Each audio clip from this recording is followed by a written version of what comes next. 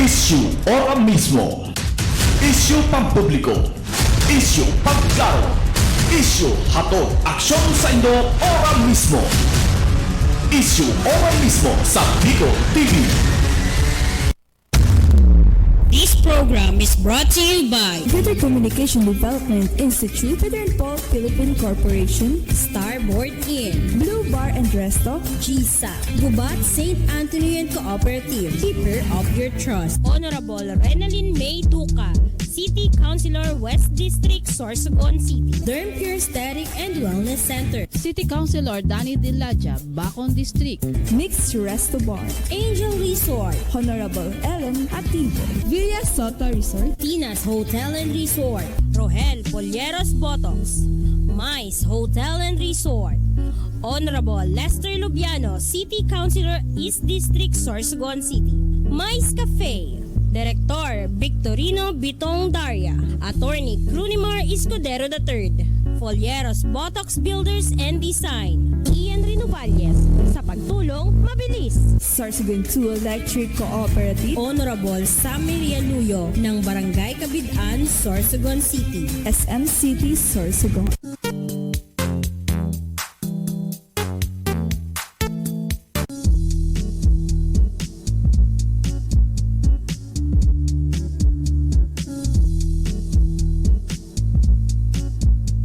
Judge Solar Lights Trading, Zia's Beach Place, 30's Restaurant, Villata Beach Sanctuary. Magandang umaga Pilipinas kong mahal, Luzon, Visayas, Mindanao. Magandang umaga sa lahat ng nakatangkilik sa ating programang Issue Ora Mismo. Ngayong araw nito, ang ating regular na programa Monday to Friday, 8 a.m. to 9 a.m. Kaya lang ngayon, 8:34 na. Because katatapos lang ng aming programa ni Cap Arles Hanaban ang programang Fight Sana. Okay, live na live tayong napapanood sa ating Facebook page ng Bicol TV Sorsogon sa buong mundo. Kahit sa kasuluk-sulukan, basta may internet kayo, mapapanood nyo kami. Okay? Magandang umaga Pilipinas. At syempre, ngayon po, nagkaroon tayo ng mga kasama dito. At ito ay first time natin makasama dito bilang guest. At itong grupo nila, how many times na nating nakasama dito sa ating programa.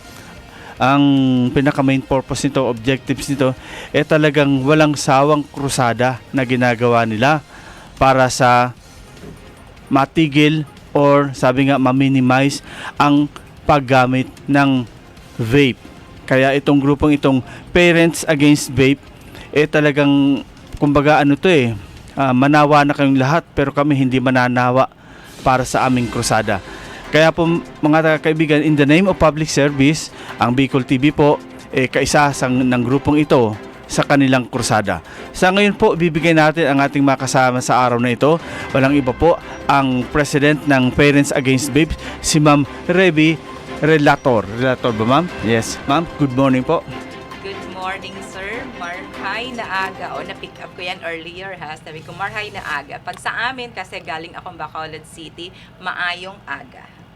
Maayong buntag. Yan. Ayan. Pag buntag naman si Bano. So, kami iligay nun, maayong aga. Maayong aga. Oo. Buti na lang ma'am, hindi napunta doon si Aga Mulak. Kung baka napunta yun doon, baka sikat na si Aga Mulak doon. Anyway ma'am, maayong aga man sa imo po. Para kasi ang aga sa Sorsogon, Diyos maray na aga. Sa Induman, maray na aga. Maayong aga. Sa Muya, maray na aga. Maray is maayo or mabuti. Maray na aga. Magandang umaga sa lahat ng nakaantabay.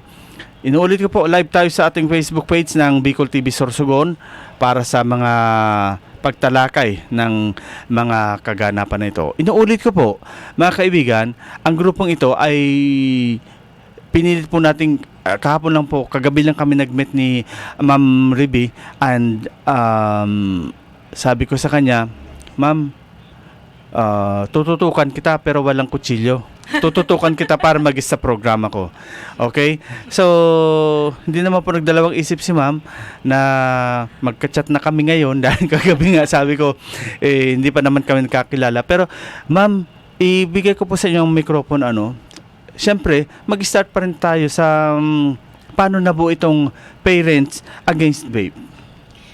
Okay, ang brief history talaga ng Parents Against Vape.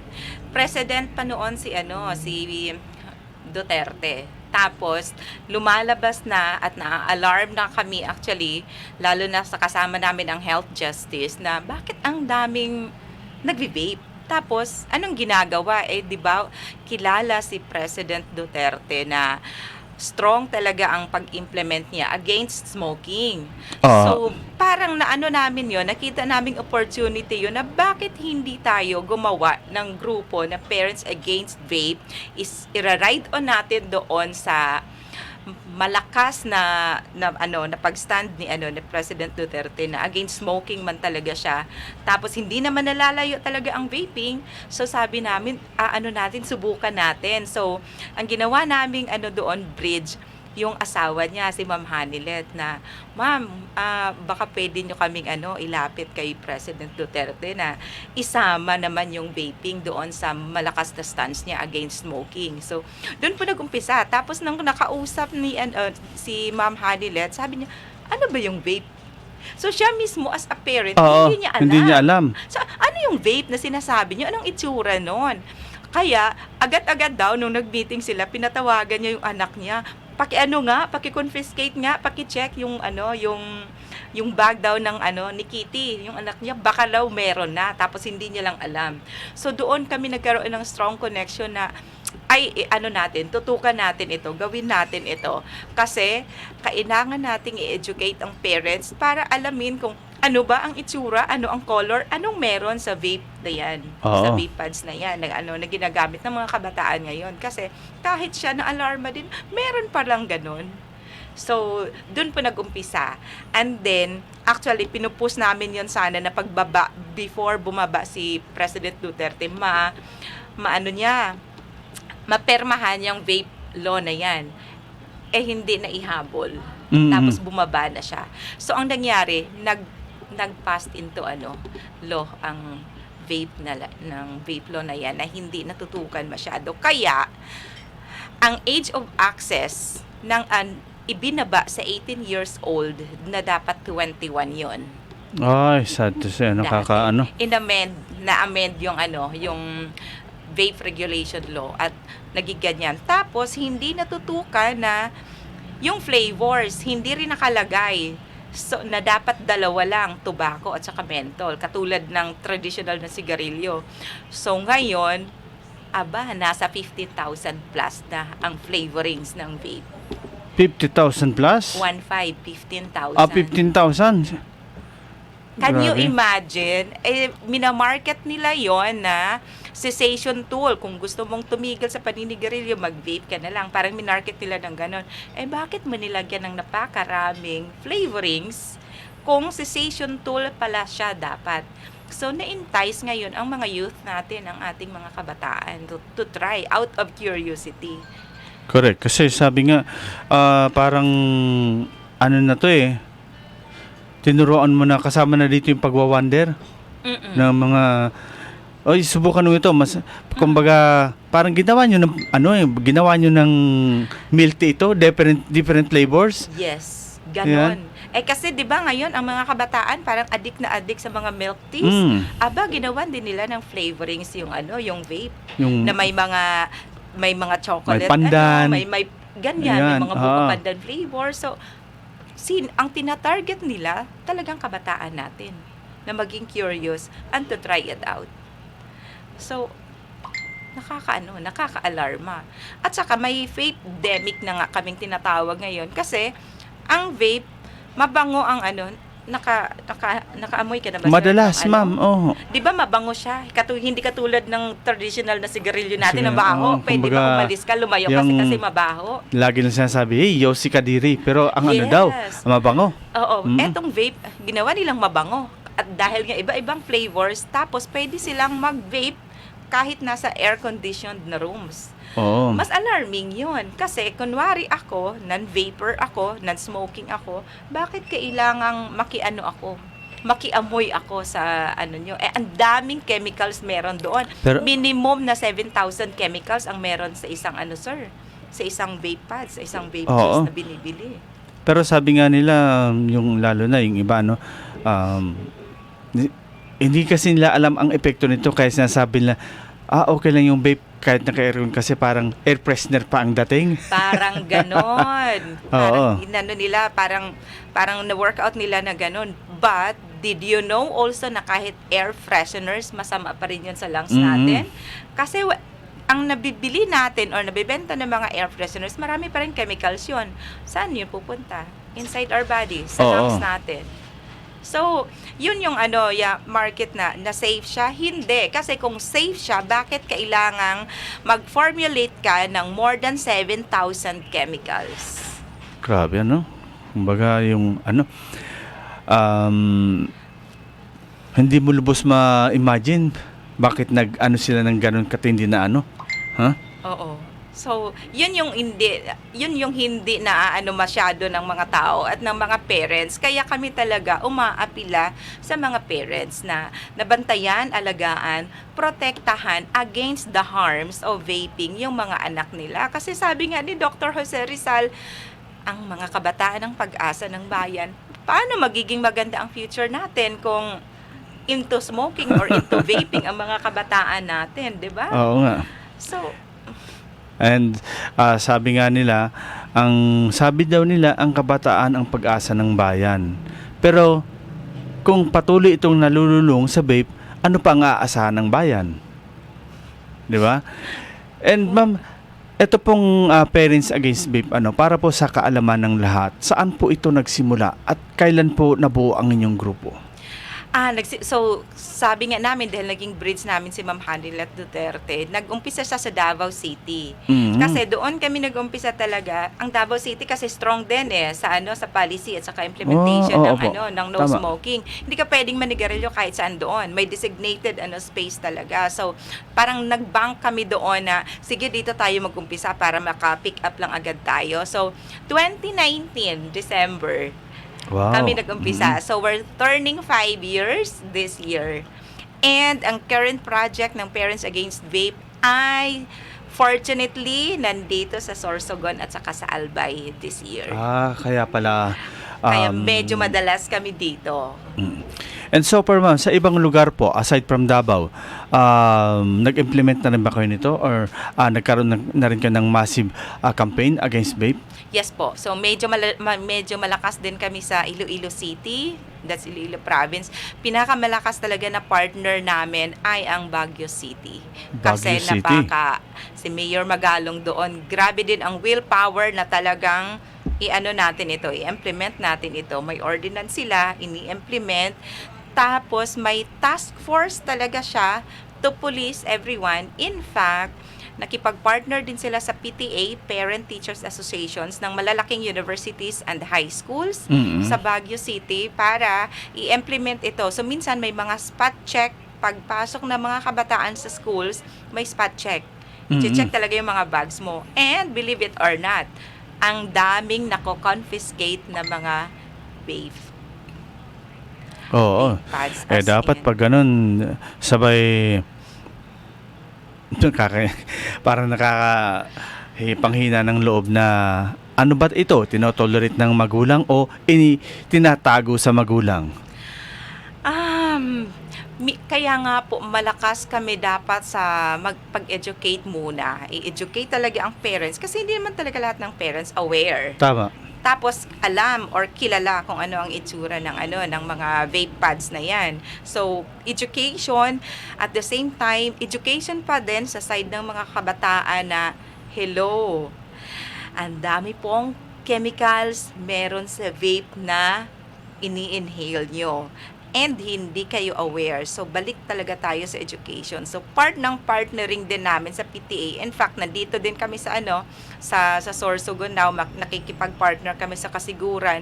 Isa sa mga gagawin namin ay makipag-partner sa PTA at the same time yung mga SK, kabataan, kasi sila naman talaga to.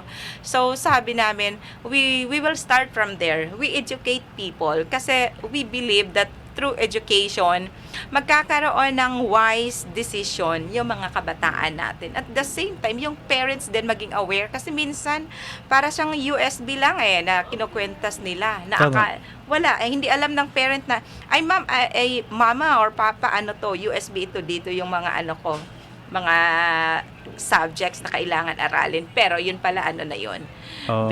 vape pads na yun. Talagang tama yun. Kailangan aralin yung mga flavor. Pag-aaralan nila. Pati Kaya, yan. oo. Pati yan. Kasi minsan, ang bango mo naman. Yun pala, kakalanghap lang Oo. siguro. So, naaamoy pa. And, gusto ko lang din sabihin, katulad ng sigarilyo, may second hand smoke po at saka third hand smoke. Ano yung third hand? Yung mga dumidikit sa ating mga damit. Third hand yun. Tapos, maaamoy mo pa. So, yung parent, kapag hindi aware at hindi educated about the harms of vape at ano, tsura ng mga vape, para sa kanila, siguro nag-cologne lang itong anak ko, kaya mabango. Oo. But we never know. Ma'am, matanong nga kita, ma'am. Paano ka po na-involve sa grupong ito? Do you have a family or may mga may naging experience ka na rin po ba tungkol sa vape? Kasi ma'am, siyempre bawat isa na may involved dyan, may ano yan may history bakit ako na-involve sa ganito or in-involve ko ang sarili ko sa ganito. Actually po, inaamin ko smoker ako talaga. Dati akong smoker. Tobacco smoker. Tobacco Opo. smoke. Tapos, during pandemic, nabuntis ako. And, I was exposed to friends na nagvi-vape. So, and then, nung pinanganak ko yung baby, may mga may mga anomalies siya. So, I couldn't help but think na baka apekto din yon ng paninigarilyo ko at the same time exposure ko sa sigarilyo at saka vapes. Ma'am, Kaya naging balahibo ko sa'yo, ma'am. Opo, kaya medyo naging passionate ako pagdating sa ganitong topic. Kasi hindi natin kasi masasabi hindi rin namin na-rule out bakit nagkaroon ng anomalies. So, posible kasi Oo. ganon. Parang Malaki ang effect na hindi natin nalalaman. kumbaga wala ka na ring ibang suspect na ganun kasi yun ang pinagdaanan mo kaya syempre Doon ako mas na-expose during that time. So, 'di ba? Para lang maging safe, tinalikuran ko talaga yung pag-smoke. yun ang mga kaibigan na yung own experience mo hindi mo ipinagdamot. Yun ang dapat na maging pananaw mo sa buhay. Bakit itong krusadang ito pinopromote mo? Bakit sumali ka sa ganitong grupo? Just to help them na hindi na ito nila maranasan. Yes po. Kasi minsan yung mga sabi nga natin, mga lovers, mga teenagers pa lang, nakikita mo nagsiselfie pa. Yung lalaki bubugahan yung babae tapos talagang Oh my God. yung ini-enjoy nung partner niya na singhutin yung usok. Kasi nga, mabango siya, sir. So, alam mo yun, parang, why would the tobacco industry make it so appetizing at palatable sa mga tao, especially sa mga kabataan. So, anong objective nila? Sirain yung mga kabataan natin at dapat protektahan natin yung mga anak natin sa mga ganon. Para kasing yung bang dagdag sa pogi. Dagdag sa pogi points pagka nagbe-vape ka. Parang ganon, parang nagiging ganon ang norm ngayon, sir, especially sa mga kabataan. Tapos, through mga focus group discussions, nagtatanong kami din, kumusta ang experience nyo sa inyong mga lugar na ganyan.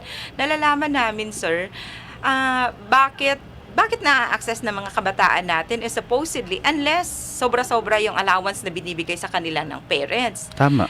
Kasi, bata pa to ibig sabihin wala pa talaga silang source of income. So, kanino nanggagaling yung pinambibili nila ng mga vape pads or kaya mga vape juice? Sa parents pa din. So, ang ginagawa pala ng iba, kunwari group study, nag-chip in pala sila para makabili sila ng isang vape pads, for example.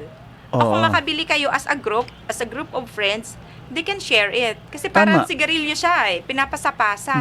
Ay ganun din ang ginagawa nila para ma-maintain ng iba na walang pera or kulang sa pera. Para ma-maintain nila ang bisyo, ganun pala ang ginagawa nila, nag-chip in. Tapos ang iba dyan, sige na, yung yung cut mo, sagot ko na.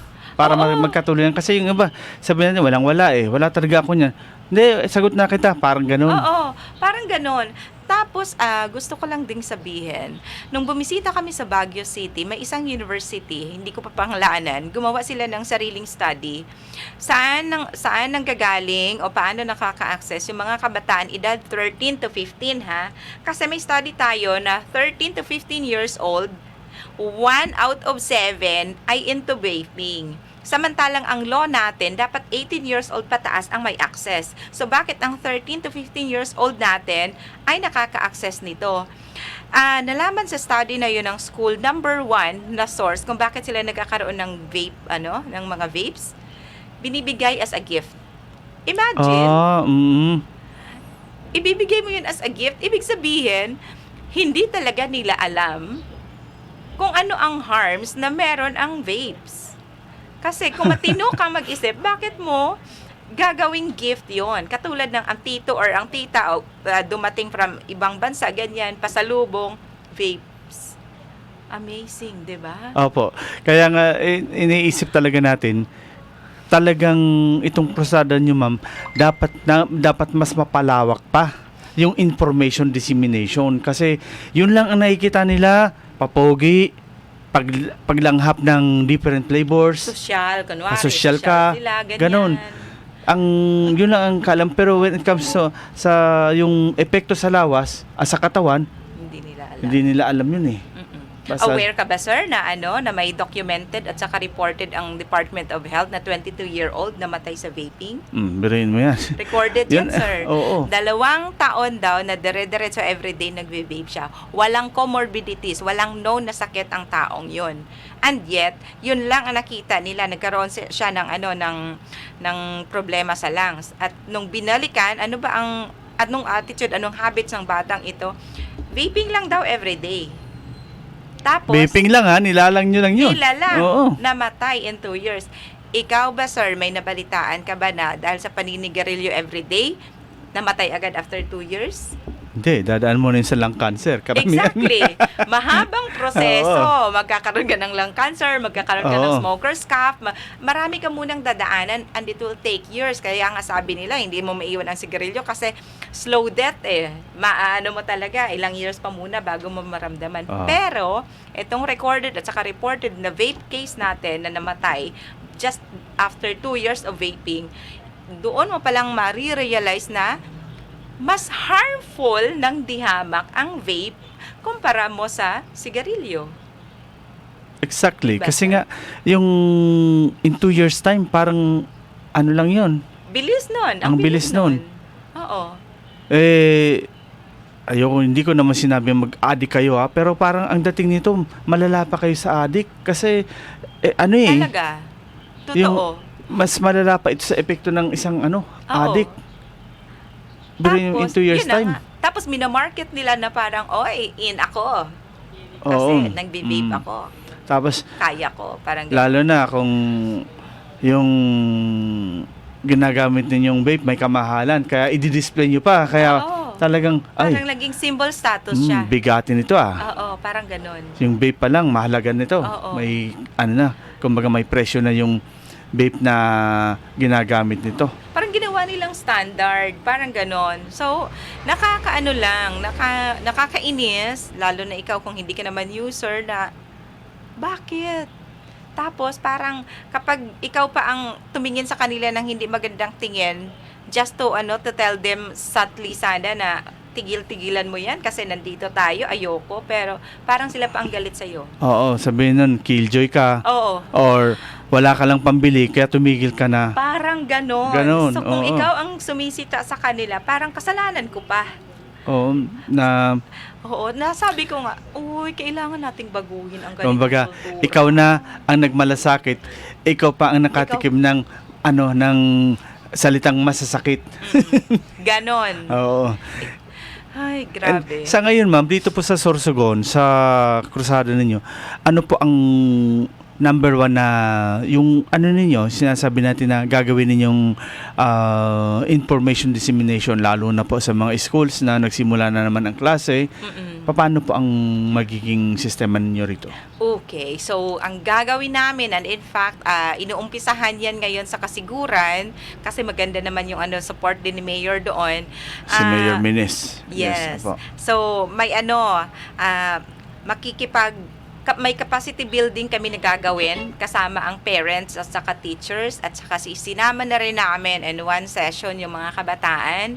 Kausap Wow. din namin yung Federated President ng SK dito sa Yan. Sorsogon. Opo. So mas maganda talaga natin i-involve natin sila. So capacity development yon i-go through natin, orientation, education, lahat. Ano ang vapes, ano ang itsura, anong harms, ano ang mga laws na na pwede nating i-push at ipasuportahan natin kay Mayor. Kaya magandang balita din na sa Kasiguran, yung Committee on Health nila ng SB ay ipupush nila yung pag-amend kasi may smoke-free ordinance na sila.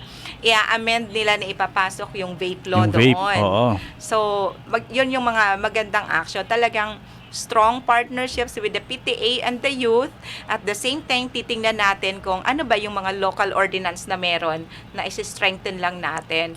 And we hope na sana strong din ang pag-implement. Sa Kasiguran yan, ma'am. Yes. Okay, so, yan, Kasiguran muna, pero marami pa. Calling the attention of Sangguniang Panglungsod members, mahiya naman kayo. Yung sa Kasiguran, anak yun ng mayor ng Sorsogon City. Alangan nauna pang mag-implement yung anak sa ina. Kaya sana naman, bigyan nyo naman ng kahiyan ang napakabuting mayor ng ating city government, si Mayor Esther Amor, na bago maka-implement ang Kasiguran, dapat maunahan nyo na. Nanay yun yung anak na gusto na mag-implement. Kaya galaw-galaw naman tayo paminsan-minsan, wag lang rocking chair dyan sa upuan ninyo. Di ba? Kasi si Mayor Esther Amor, lahat naman ng ordinances ninyo, susuportahan ito. Kung ginalaw ninyo, ang problema lang yan kung hindi nyo naman ginagalaw. Meron tayong smoke ordinance.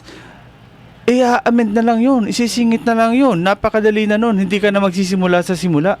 Yes po. Oo. Kung iisipin nga, dun sa anti-smoke ordinance, kasama na sana yung vape kasi usok ang pinag-uusapan dito Sabi ko nga kagabi sa dialogue namin nila, ma'am, pag may nahuli kang vape, sasabihin nila, wala namang vape ordinance. May vape ka naman, umuusok yan. Kung ayaw mong umusok, lunukin mo yung vape na yan para wala tayong ibang pag-uusapan. Ganun di ba? Pero sa ngayon, since wala pa namang, ang iniisip talaga nila maging dapat, black and white tayo. May vape ordinance, may anti-vape ordinance na yung maging armas nila. Kaya ito na lang ang gagalawin natin. Isisingit na lang natin doon. At saka ito pa, ma'am, yung sabi nyo nga kagabi during sa dialogue natin na sa Baguio, parang wala nang masyadong doon, yung mga nagsisita ng mga enforcers, parang kapwa na nila Yes. tao na, oy, Oo. magre-remind sa'yo, pare, or sister, bawal yung naninigarilyo dito. Parang, ginagawa nila yon out of pagmamalasakit sa kapwa, na ayaw niyang mahuli yung kapwa niya na naninigarilyo, since hindi pa alam, dito pwede rin natin gawin yan. Pero dapat magsimula muna tayo sa strict implementation. Sabi nga, ano naman ang ngipin ng ordinansa kung hindi ito bibigyan ng ngipin ng ng nasa poder? 'Di ba? Ang dami nakatinggan na ordinansa. Pero wala namang gumagalaw. Alangan namang sabihin nitong Parents Against Vape, ma'am, bigyan mo kami ng authority na kami ang manghuli. Swerte naman kayo. Totoo Parang yan. ganun. Grabe. Tama yan. Ang dami nating ordinansa pero lahat naman halos I think mag-agree na sabihin natin ang implementation lagi yung kulang sa atin. Mhm. So, dapat yon sabay, simultaneous talaga. May ordinance ka at strong ang implementation mo. Yes. And pagdating, ma'am, sa mga natin, sa mga parents, ano talaga yung pinaka number one na dapat nating ilinang sa kanila? Okay. Ako as a parent, talagang maging mapagmatsyag kayo. Kilala, kapag may napapansin kayong mga bago sa anak nyo, magtanong talaga. Kasi hindi natin maikakaila, ang dami na pong access ngayon yung kabataan natin kaysa sa ating mga magulang, na tayong mga magulang naiiwan na lang sa information. Hindi na natin alam kung anong in sa kanila or anong trend. So, makialam din po tayo sa buhay ng natin. Mas makialam actually sa buhay ng mga anak natin. At the same time, kilalanin yung mga friends. Kasi kung minsan kasi ang peer pressure din, hindi mo maiwasan, malakas talaga yun pagdating sa kabataan. So sana, kilalanin nyo po, baka ang friends na napipili nila ay nagbe-vape or nagsasmoke, hindi po talaga magandang impluwensya yon. So, para sa akin, balik tayo doon sa tamang guidance ng mga anak natin para maiwala natin sila doon sa daan na alam nating makakasama sa kanila. Okay. And not only that, mga kaibigan, yung sa parents kasi, alamin naman natin kung saan napupunta yung binibigay nating allowance sa kanila. Tama yan. Hindi naman masama, anak. Para malaman ko naman kung ano yung pinagkakagastusan mo, sabihin na natin, baka kulang yan ha. So, bigyan mo ako ng quotation. At least, that time, makikita mo kung sobra ba o kulang. Kung sobra naman, saan napunta yung sobra? Kasi yun nga ang nangyayari dyan. Parang, sad to say sa mga parents kasi, parang pag nabigyan nila ng allowance yung anak nila, accomplish na sila bilang magulang. Wala nang tanong-tanong, saan mo ginastos? Parang nagawa ko na yung responsibilidad ko sa mga anak ko na pagdating ng oras, hindi naman ako nagkulang sa'yo, sobra pa nga eh. Yun ang masama. 'Di ba? Lahat ng bagay, pag sumobra, nagiging masama. Yun din, regulate yung mga allowances na binibigay talaga sa mga anak. Kasi sabi ko nga, minors ito, wala silang trabaho. Ibig sabihin, ang bisyo nila, ikaw as a parent ang nagbibigay din ng pera. Ngayon, kapag may nagkasakit sila, dahil sa kanilang bisyo, ang apektado noon, parents pa din. So, wala. Nasa losing end ka as a parent. Both sides. Talo ka dun. Wala kang... Oo. So, malaki talaga yung power ng mga parents para mas mag-guide at makontrol natin. Opo. Sana ma'am, tuloy-tuloy naman yung krusada nyo rito sa Sorsogon. Sana makapag-request kayo ng isang makasit-in kayo during the session ng Sangguniang Panlungsod para baka makapag-isip-isip naman itong ating sinasabi nilang mga honorable. Ha? Sabi ni Sir Ian Rinovalles, I am with you ma'am, God bless. Ito po ang sumusuporta din dito sa Bicol TV Sorsogon at nasa empleyado po ito ng Sordoc Hospital. Kaya bilang parents, alam niya yung yung talagang kahihinatnan mo sa pagbi-vape. Salamat Sir Ian sa panunod sa amin. Sana one of this day makasama ka namin dito sa sa Parents Against Vape Crusade. Yan, oo. Naghahanap kami. Mag-recruit tayo. Sama-sama tayong magkaisa. Gamitin natin itong television, itong Bicol TV Sorsogon para sa tuloy-tuloy na natin. Sabi natin, correct me if I'm wrong, ang word ko pagpuksa sa sa vape na ito. Yes. 'Di ba? Kasi ang sayang yung perang nilulustay mo. Habang nilulustay mo yung pera, sinisira mo ang katawan mo. Di bali sana naglustay ka ng pera, may balik sa iyo. Ang problema, kumbaga, kahit sa kahit sa anggulong tingnan, walang panalo. Oo. Totoo. Buti nga yung abogado, minsan, yung yung panalo niya, tabla yung kaso. Dito, dito, walang panalo sa bisyo talaga. And, ma'am, doon naman po tayo sa mga teachers or sa mga schools. Sana malabi kasi very strong na yung campaign na bawalin na yung cellphone sa campus. Lalo na sa mga elementary and high school. Sana isama rin nilang bawalin yung pagpapasok ng vape sa lahat ng schools. Dapat po, ganun talaga. Sana, although nag-issue naman ang Department of Education about this, we are yet to watch na strong din ang implementation sana ng Department of Education pagdating sa ganito. And at the same time, may law kasi tayo yung RA 11900 na from schools 100 meters away dapat walang nagtitinda ng mga produktong ito. Nache-check ba natin talaga ang environment natin? Ano ba yan, ma'am? 100 na lang ngayon? Dati 500 yan eh. 100 meters po. Biruin mo. So, 100 meters na lang. Ang alam ko niyan dito sa Sorsogon City, may ordinance dito na 500 meters. Halos magkakatabi lang yan eh. Correct. Sa downtown, yung bentahan ng vape, tapos yung school, opo. So, tapos simbahan, magkakatabi lang. Yun po yung inaano ko na actually may law na about that. All we need to do is implement. Opo. A stronger implementation and a stricter implementation, mas mariregulate natin ang mga bagay na ito. So, sa side ng mga teachers naman, tingnan nyo din. Baka ang dami nang nagbibenta dyan, na-access ng kabataan natin. Bawal yun sa law natin 100 meters away from the school or within that 100 meters dapat wala. Pero sa pag-iikot namin, ang dami naming nakikita. Nandyan lang sa tabi-tabi talaga. Yes. Oh. Ma'am, dito naman po tayo sa mga online selling. Ay, ayan. Ang laking problema nito. Actually, dyan mas nag-proliferate yung access ng kabataan.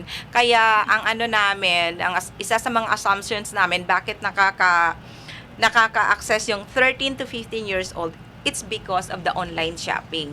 Kasi walang nagre-regulate doon sa mga online stores natin. Ikaw ba, pag pag nag-click-click, add to cart, ganyan, nagtatanong ba sila ilan ang edad mo? Walang ganon. So, at magsasabi ka ba ng edad mo? exactly the point. Kasi pag sinabi kong 18, ano pa ang additional na action na ginagawa nila to check na yan na nga? Walang ganon. So, ang magandang balita naman nito, recently, ang Department of Trade and Industry nagpalabas ng article, ng press release na bawal na magbenta online. Yun, tama. Kasi yung kasama ko rito sa TV, mahilig siya sa online shopping. Pero wala na daw siyang nakita na nag-post na may mga vape pads or mga vape juice parang binibenta. Yes. Ang kalaban na lang natin, yung Facebook. Physical stores. Facebook talaga, Facebook ma'am. din. Kumbaga yung Shopee, yung Lazada, wala ka na makikita dyan. May Facebook store na rin ngayon? Parang kumbaga, hindi naman yan para mag-display ka, parang screenshot mo lang. Oo. It means, pwede ka na mag-order. Wow. Hindi naman nakalagay doon na we are selling. But, syempre, pag nakita mo yung... Pag nagpo-post ka na gano'n? Oo, di understood na yun Oo. na nagbebenta. Kaya, kukontakin mo yun through PM. Grabe ang marketing ngayon. Oh, kagabi nag-usap kami ng tauhan ko dito. Sabi niya, wala na niya sir sa Lazada or sa Shopee. Oo. Wala na. Pero ngayon, via Facebook na. Oh my God. Ganun. All the more na mas accessible sa mga tao kasi nakaka-Facebook ka kahit wala kang load. Yun nga. Samantalang kapag nag-shopping online ka, kailangan may regular load ka talaga Yan. for browsing, di ba? Mm-mm. So, talagang ginagawa nila pala ng paraan. Nakakaiyak. Wala na talaga. To be fair, dun sa mga online selling, wala na doon sila. Nag-down na sila ngayon sa Facebook. Yung ipopost mo, parang... Masa ang Facebook, sir. Yes, oo. Parang, yun nga, alam na nung tao na, uy, vape yan kontakin. Oo. May available ba? Doon na yung transaction nila. So, parang sinasabi nga natin, pinalitan mo lang ng damit. Oo. Oo. Nag-iba ka lang ng platform. Yan, oo. Nawala nga sa online stores. Nandyan pa rin pala Nandun pa rin. mas accessible. Mas accessible. At ito talagang Oh my gosh. mas ito, sigurado mas mahal ito kasi nawala sa tawag ng pangailan, kakagatin mo ito. Kaya Oo. yun ang nangyayari. Sa ngayon yan ang latest na Grabe, no? nabalitaan natin. Kaya sana ang next action natin, ma'am, ipetisyon natin na bawal mag-post ng ganyan. Dapat ganun po. Posting kasi, pag pinost mo, pinost ko lang naman. Actually, medyo mataas na pangarap ito, pero gusto naming lumapit sa MTRCB din na yung mga drama natin at saka movies, sana hindi na-depict doon yung paggagamit ng Yan. kasi isa rin yan Oo, parang ginagawa tama. mong standard. So, we hope to partner with MTRCB actually na i-ban din ang mga ganyang eksena sa mga drama at pelikula natin.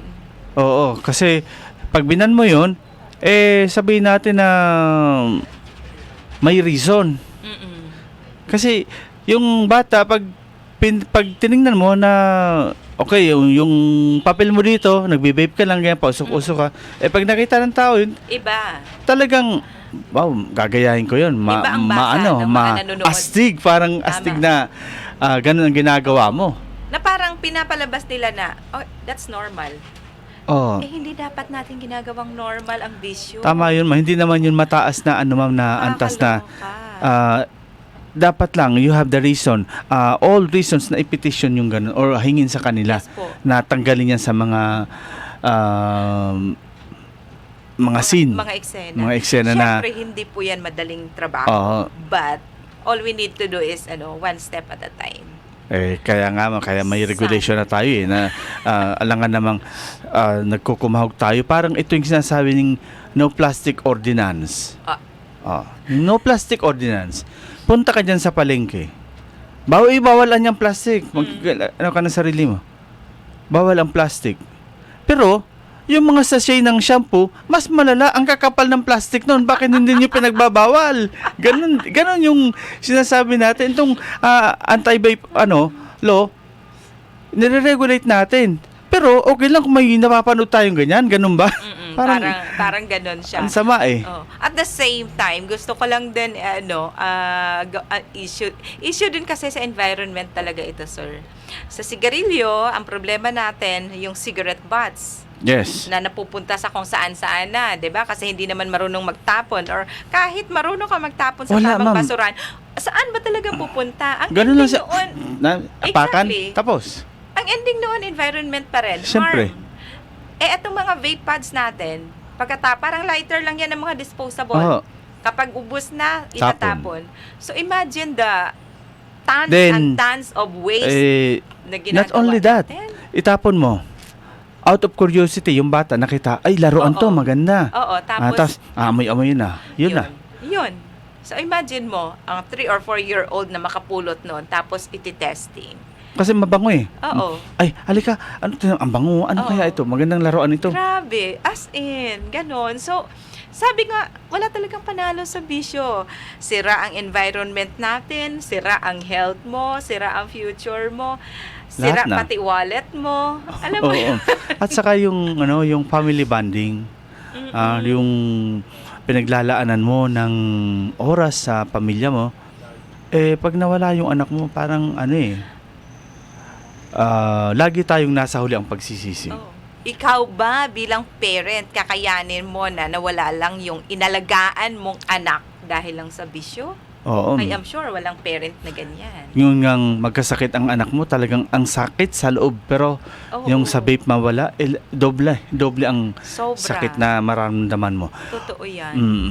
Okay ma'am, since inabot na po tayo ng oras na, hingin ko lang po ang iyong panawagan, mensahe na itong krusada ninyo at krusada natin, may kisali na rin ako dito krusada natin na talagang suportahan nila. Opo. Ako siguro unang-una, mahirap nating gawin yung gusto nating gawin kung magsa-start tayo sa sobrang mataas. Pero ako, I would really influence kung ano yung mga kaya lang nating gawin. Kaya naman siguro natin gawin at mag-push pag nagsama-sama ang mga parent, teachers to protect our kids. Together, mag-push tayo ng better ordinance. One, better ordinance, tapos stricter implementation of the ordinance. At the same time, simultaneous po natin gagawin yun. We will never get tired of educating people kung ano ang harms na meron na dala ang vape. Kung interested po kayong samahan kami sa ganitong advocacy, pumunta po kayo sa Facebook, nandun yung Facebook page ng Parents Against Vape. Message lang po kayo doon, may admin kami na pwedeng sumagot sa lahat ng mga katanungan nyo. Kung gusto nyo kaming i-invite para lang mag-talk at ma-educate ang kabataan ninyo or ang teachers ninyo or ang community ninyo, kaya rin po namin gawin yon. And kung kailangan ng assistance ng mga gumagawa ng mga batas, meron din po kaming mga partner na attorneys na pwedeng tumulong sa inyo kung paano gawin ang ordinance. So parang lahat ng posibleng maging barrier para magawa natin ito, may sagot po kami. So puntahan nyo kami, lapit kayo. Yes. And together, let us be partners para maprotektahan yung ating mga kabataan. Yes, kumbaga mga kaibigan, from mga kapwa konsorsuganon, mahiya naman tayo. Galing pa sila sa ibang lugar, dumayo sila dito sa atin just to promote their advocacy para sa mga kabataan. Hindi lang nga kabataan, kahit nga parents na gumagawa ng ganito, kumbaga isipin na lang natin yung time, yung effort nila, yung sakripisyo na makapag-promote nito. Kung iisipin, bahala kayo sa buhay nyo, basta ako hindi gumagamit ng ganyan. Pero this group, mga kaibigan, talagang yung ginagawa nila, para po ito sa ating lahat. Kaya kasama po ang inyong likod, si Rosauro Amistoso, nananawagan po tayo na suportahan natin ang grupong ito. Hindi po ito kaya, hindi ito madalian, pero sa paunti-unti, sabi nga, di ba, yung isang drum na tubig, napupuno ito kahit sa patak-patak lang na daloy ng tubig. Ganon din, pag napuno ito, edi biyaya tayong lahat. Okay po? So, yan po ang kabuuan ng ating programa sa ngayon. Dito po sa ating telebisyon, ang nag-iisang telebisyon sa buong probinsya ng Sorsogon, ang Bicol TV Sorsogon. Once again, ang inyong likod, magabalik po bukas, same time, same place, same station, Bicol TV Sorsogon. Ang inyong likod, si Rosauro Amistoso. Magandang umaga po sa inyong lahat. Issue ora mismo. Issue pampubliko. Issue pagklaro. Issue hatod aksyon sa inyo ora mismo. Issue ora mismo sa Bicol TV.